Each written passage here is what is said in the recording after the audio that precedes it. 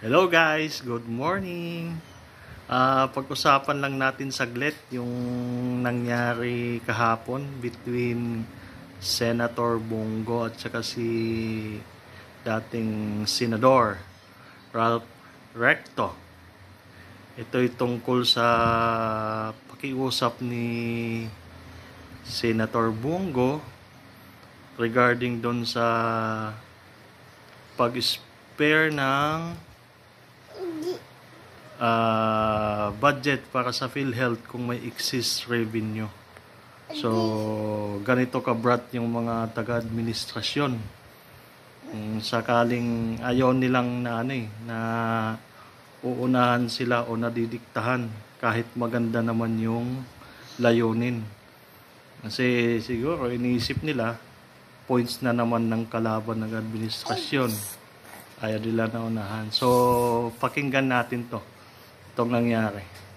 Kindly spare the health. Kasi para sa akin talaga, PhilHealth is para sa health. Health, klaro eh. Right. Health ng Pilipino, PhilHealth. I agree totally. Ang pakiusap ko sa inyo, huwag nyo kaming utusan.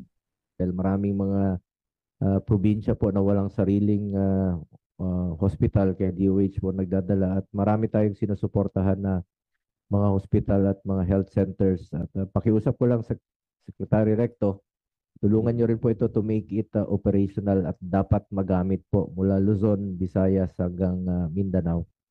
And pakiusap ko lang po na reminder lang po, mas alam nyo naman po ito, nabanggit nyo po kanina na inutusan po kayo ng Kongreso kung na pwedeng kunin po sa GOCC yung excess funds. Ang pakiusap ko lang naman po, since nasa inyo yung discretion kung ano po yung GOCC na pwedeng pagkukunan. Wala pong discretion ang ibinigay sa akin ng Basta excess mandate po. na yon. Mandate. Oo, maliwanag yung walang discretion na ibinigay. Basta excess revenue.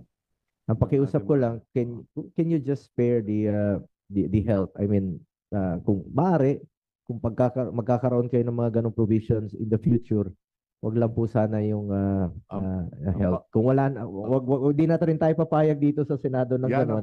Yan ang Hindi pakiusap na rin ko sa tayo Kongreso. papayag. Pero ibig ko pong sabihin, kung meron man pong mga ganong provision na makita kayo, kindly spare the health. Kasi para sa akin talaga, PhilHealth is para sa health. Health, klaro eh. Right. Health ng Pilipino, PhilHealth. I agree totally. Ang pakiusap ko sa inyo, huwag nyo kaming utusan.